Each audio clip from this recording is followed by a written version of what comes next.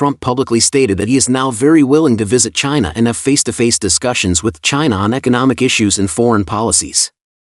It should be remembered that just a month ago, he was pounding his chest and waiting for China's call, expecting China to take the initiative to beg him. Now he is making excuses for himself. Why has there been such a rapid change? Although the trade war seems to have eased, the real game has just begun. At present, there are two most pressing issues for the United States to solve. First, to get China to continue buying more U.S. Treasury bonds. Second, to get China to continue selling rare earths to it. But on both matters, China has no intention of conceding.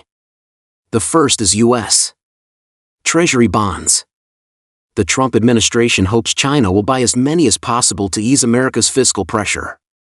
However, China will surely not comply. By the end of March this year, China's holdings of U.S.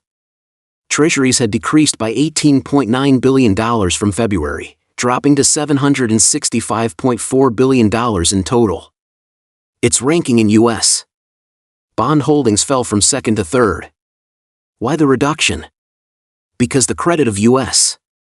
Treasuries is declining. America's debt has reached astronomical levels, and the foundation of the U.S. dollar's hegemony is collapsing. With Sino-U.S. relations now extremely unstable, and considering Russia's $300 billion in assets frozen by the U.S., China has to reduce its reliance on dollar-denominated assets. Or rather, this is a risk every normal country should avoid. On the other hand, the active promotion of local currency settlement under the Belt and Road Initiative is all part of the drive to de-dollarize. Rare earths represent another ace in China's hand. In the short term, the U.S. simply cannot shake off its dependence on Chinese rare earths. American companies that purchase rare earth magnets from China are now most worried that if China continues to strictly control exports, production lines may shut down due to material stockpiles running out. This is no exaggeration, it is a real supply chain crisis. Military giants like Lockheed Martin and Raytheon are most troubled by this. To be honest, I would act the same way. After all, when China sells rare earths to the U.S., the latter uses them to manufacture war machines that not only harm other countries around the world but also frequently carry out freedom of navigation operations near China and provoke various dangerous confrontations.